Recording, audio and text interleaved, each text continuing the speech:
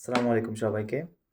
আজকে আমরা কথা বলবো যে ভিসা অফিসাররা ইউএস F1 স্টুডেন্ট ভিসা ইন্টারভিউয়ের সময় কি বিষয়ের দিকে খেয়াল রাখে।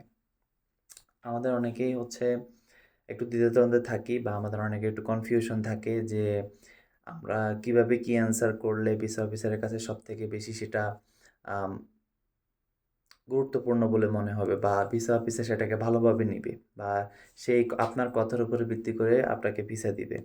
তো আমরা সবাই জানি যে ইউএস এম্বাসি কমপ্লিটলি কমপ্লিটলি বলা ঠিক না। কিছুটা হলেও আপনার প্রোফাইলের উপর থাকবে। তবে অনেকটাই আপনার তারা যেটা ফিল করে সেটার উপরে তারা ভিসা দেয়।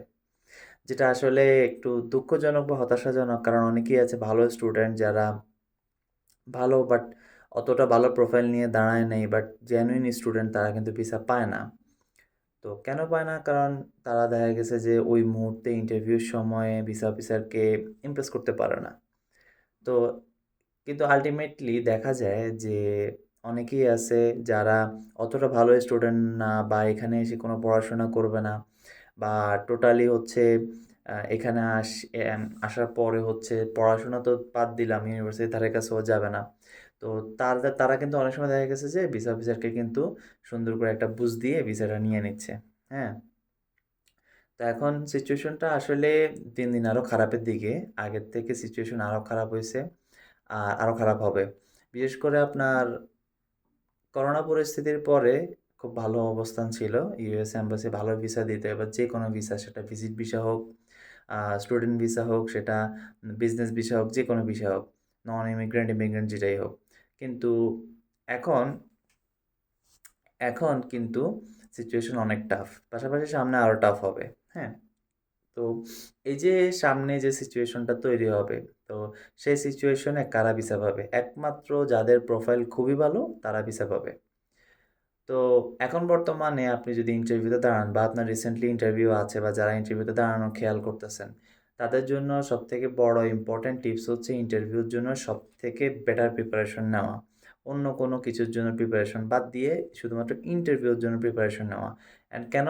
কারণ আপনার প্রোফাইল নিয়ে আপনি যতই ঘাটাঘাটি করেন, প্রোফাইল আপনি চেঞ্জ করতে পারবেন না বা যেটা আপনার আছে সেটা আছেই। কিন্তু ইন্টারভিউটা আপনি ভালো দিতে পারেন। হ্যাঁ? ইন্টারভিউটা আপনি ভালো দিতে পারেন। ইন্টারভিউটাতে আপনি মন দিতে পারেন। যেটা ভালো একটা ইন্টারভিউ যদি দিতে পারেন তাহলে আপনার অনেক বেশি পসিবিলিটি থাকবে ভিসা পাওয়ার। তো যে ৩ টা বিষয় মূলত ভিসা অফিসাররা দেখে থাকে সেটা হচ্ছে যে ১ম টাই হচ্ছে যে একজন স্টুডেন্ট জেনুইন কিনা, হ্যাঁ? সবার আগে দেখে থাকে একজন স্টুডেন্ট বা সবার আগে একজন ভিসা অফিসারের মাথায় থাকে যে এই স্টুডেন্টটা কি জেনুইন স্টুডেন্ট কিনা। তো জেনুইন স্টুডেন্ট তারা কিভাবে বুঝে? যখন তারা বুঝে যে একটা স্টুডেন্ট তার ইউনিভার্সিটি নিয়ে ধরুন আমি যেকোনো একটা ইউনিভার্সিটি নিয়ে দাঁড়ালাম, সে ওই ইউনিভার্সিটিতে পড়াশোনা করতে আসছে, হ্যাঁ? সে ইউনিভার্সিটিতে পড়াশোনা করতে আসছে বা পড়াশোনা করতে যাবে। আ সু উম আমেরিকায় ঢোকার জন্য না বরং পড়বে। তো এই মেন্টালিটি আছে কিনা একটা স্টুডেন্টের ভিতরে এটা সবার আগে দেখার চেষ্টা করে। সেকেন্ড জিনিস আম সেকেন্ড জিনিস হচ্ছে যে ভিসা অফিসার অবশ্যই খেয়াল রাখবে যে আপনি কি বড়লোকের ছেলে কিনা, হ্যাঁ? বা আপনার টাকা-পয়সা আছে কিনা। তো যদি আপনার টাকা-পয়সা না থাকে আপনাকে ভিসা দিবে না। কারণ আমেরিকাতে এসে নিজের খরচ চালিয়ে পড়াশোনা করা মানে এটা অলমোস্ট ইম্পসিবল বলা চলে। তো যদি বাপের খরচ করার মতো থাকে এরকম মনে হয় ভিসা অফিসারের কাছে তখন ভিসা অফিসার আপনাকে ভিসা দিবে। এটা হচ্ছে 2nd ব্যাপার। সোজা কথা হচ্ছে আপনার ফাইন্যান্সিয়াল ক্যাপাবিলিটিস কি আছে সেটা। আপনার যদি ফাইন্যান্সিয়াল ক্যাপাবিলিটিস থাকে তাহলে আপনি যদি সেটা যদি ভিসা অফিসারের সামনে উপস্থাপন করতে পারেন, সেটা আপনি আপনার কনফিডেন্স দিয়ে উপস্থাপন করতে পারেন, আপনি আপনার কথা দিয়ে উপস্থাপন করতে পারেন, পরিস্থিতির মাধ্যমে উপস্থাপন করতে পারেন, এমনকি প্রোফাইলের মাধ্যমে উপস্থাপন করতে পারেন। হুম? পোশাকে কিছু যায় আসে না। কারণ পোশাকটা দেখুন পোশাকটা এখন যে যার যার পকেটে ৳১০ আছে সেও ব্লেজার পড়তে পারে বা আপনার স্যুট পড়তে পারে। আর যার পকেটে ৳১,০০,০০,০০০ আছে সেও ব্লেজার স্যুট পড়তে পারে। এখন এটা আসলে পোশাকের উপর কখনো কোনো কিছু ডিপেন্ড করে না। পোশাকটা আপনারা কি পড়বেন সেটা নিয়ে আলাদা ব্যাপার। তো ইন্টারভিউর জন্য অবশ্যই এই ২ টা জিনিস মাথায় রাখতে হবে। ১ম টাই হচ্ছে যে স্টুডেন্ট জেনুইন কিনা, আমি কি জেনুইন স্টুডেন্ট মনে হয় কিনা আমার সাথে কথা বললে। এটা হচ্ছে খেয়াল রাখা। আর সেকেন্ডটা হচ্ছে আমি ফাইন্যান্সিয়ালি ক্যাপেবল কিনা। আর থার্ড পয়েন্টটা হচ্ছে যে আপনি কি দেশে ফিরে আসবেন কিনা। তো এখানে কিছুটা আসলে একটু হাস্যকর একটা ব্যাপার আছে। সেটা হচ্ছে যে আমরা সবাই জানি যে ইউএস এম্বাসি এমনকি আম ভিসা অফিসাররাও জানে যে বাঙালিরা দেশে ফিরে আসবে না। হ্যাঁ? আসবে বাট তারা গিয়ে হয়তো পড়াশোনা বাদ দিয়ে দিবে বা গ্রিন কার্ড হওয়া ছাড়া আসবে না। বেশিরভাগ সময় গ্রিন কার্ড হওয়া ছাড়া আসে না। আসে অনেকেই আসে আবার অনেকেই আসে না। তো না আসার সংখ্যা অনেক বেশি। তো এগুলো জানার পরও ভিসা অফিসাররা ভিসা দেয়।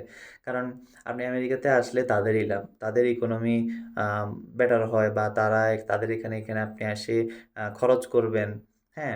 তখন তাদেরই লাভ। তো হ্যাঁ, এখানে কথা আছে। আবার আপনি তো এখানে এসে টাকা-পয়সা ইনকাম করে আপনি তো দেশেও পাঠাবেন। তো ওরা আবার এটা চায় না। ওরা চায় যে যেমন কোনো হাসব্যান্ড যদি এখানে আসে, তাহলে ওরা চায় যে ওয়াইফকে নিয়ে আসুক। কেন? কারণ ওয়াইফকে নিয়ে আসলে তাইলে আর দেশে টাকা পাঠাবে না।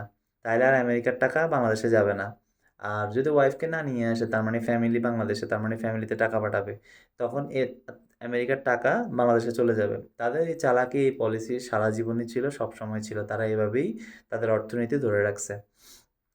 তো এইজন্য আপনাকে একটা জিনিস বুঝতে হবে যে আম এখানে আসার পরে অনেক পরিস্থিতি টাফ হবে আপনার জন্য বা আপনাকে অনেক পরিস্থিতি সম্মুখীন হতে হবে। কিন্তু ভিসা পেতে হলে আপনাকে অবশ্যই ভালোভাবে প্রিপারেশন নিতে হবে ৩ টা বিষয়ে। সেটা হচ্ছে ১ম টাই সবচাইতে ইম্পোর্টেন্ট যে ২ টা সেটা হচ্ছে আপনি জেনুইন স্টুডেন্ট কিনা। যেহেতু আমি স্টুডেন্ট ভিসা নিয়ে কথা বলতেছি।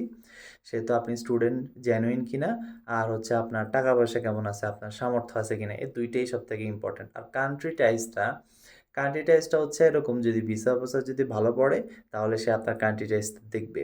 সে বুঝার চেষ্টা করবে যে আপনি কি দেশে ফিরে আসার মতলব আছে কিনা, নাকি না আপনার কোনো মতলব নাই দেশে ফিরে আসার। তো যদি ভিসা অফিসার বুঝতে পারে যে আপনার দেশে ফিরে আসার মতলব আছে, তাহলে ভিসা দেওয়ার পসিবিলিটি বেশি। আর এই সবকিছুই আসলে ভিসা অফিসাররা খুব দ্রুত করে। কারণ তারা প্রতিদিন শত, শত স্টুডেন্টের ইন্টারভিউ নেয় বা মানুষদের ইন্টারভিউ নেয় যার কারণে তাদের একটা অভিজ্ঞতা হয়ে গেছে। তারা আম ৩০ সেকেন্ড কথা বলে বুঝে ফেলতে পারে যে এই মানুষটা কেমন। তবে তারা অনেক সময় ভুল বুঝে। অনেক ভালো ক্যান্ডিডেট যারা ভিসা পাওয়ার কথা তারা পায় না অনেক সময়। আবার অনেকেই দেখা গেছে তাদের ভিসা পাওয়ার যোগ্যতা নাই বাট পেয়ে যায়। তো এখানে আবার কিছু রিজিকের ব্যাপার আছে। আপনার রিজিকে যদি থাকে আপনি ভিসা পাবেন। সেটা নিয়ে টেনশন করার কিছু নেই। এটা একটা গুরুত্বপূর্ণ কথা। আর যখনই আপনারা প্রিপারেশন নিবেন, যারা এই প্রিপারেশন নিবেন, এই ৩ টে বিষয় মাথায় রেখে এই প্রিপারেশনটা নিবেন। আর প্রিপারেশন নেওয়ার পাশাপাশি বেশি, বেশি করে মক নিবেন, হ্যাঁ? তো মক আপনারা নিজেরা যদি কারো কাছে গিয়ে যদি না দিতে পারেন, তাহলে নিজের মক নিজে নিবেন। সেটা কিভাবে? সেটা হচ্ছে আয়নার সামনে দাঁড়িয়ে, এমনকি রাস্তাঘাটে যেখানে সেখানে আপনারা সারাদিন প্র্যাকটিস করবেন মকের মতো করে। কোয়েশ্চেন করবেন, অ্যান্সার দিবেন। কোয়েশ্চেন করবেন, অ্যান্সার দিবেন। বিশেষ করে আয়নার সামনে দিলে বেটার। কারণ আমাদের অনেকেরই জড়তা থাকে আম মানুষদের সাথে কথা বলা। তো যাদের জড়তা আছে তারা হচ্ছে এভাবে কথা বলতে পারবেন। হ্যাঁ? ঠিক আছে। ধন্যবাদ। অন্য ভিডিওতে আরো কিছু বিষয় নিয়ে কথা বলব ইনশাআল্লাহ।